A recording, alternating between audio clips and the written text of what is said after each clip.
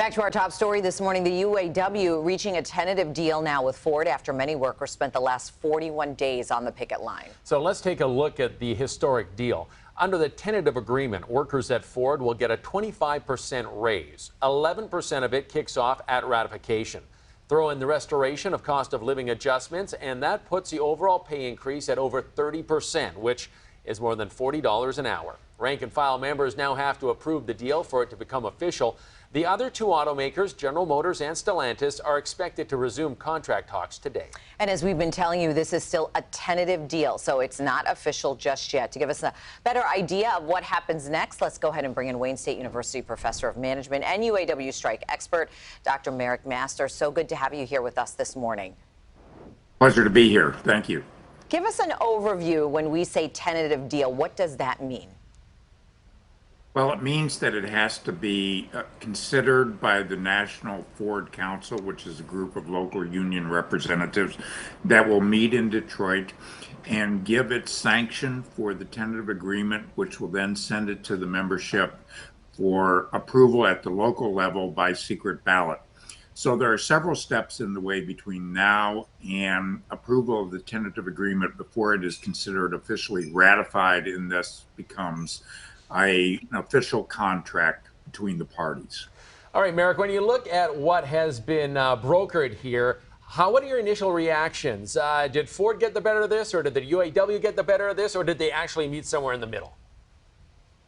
Well, they met somewhere in the middle, but probably closer to what the union wanted. This is a very generous package from the union's perspective.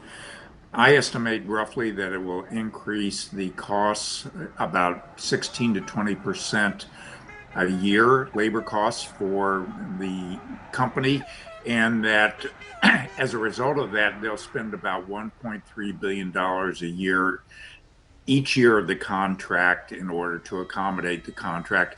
That does not include everything such as profit sharing payments and the ratification bonus, which is unknown at this particular time.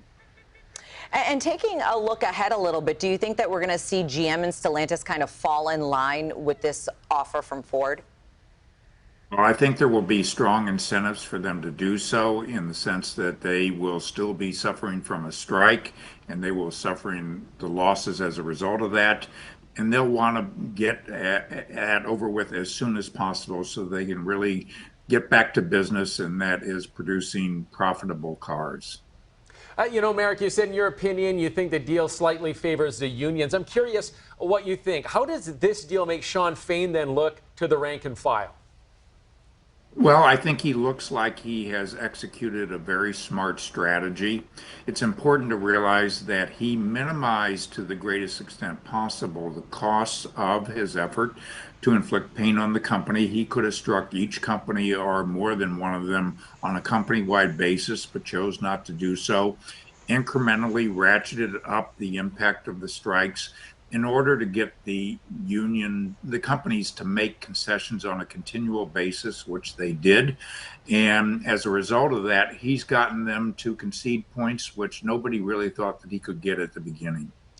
All right, Marick, thank you very much. We really appreciate having your insight this morning. Thank you for having me. Take care and have a good day.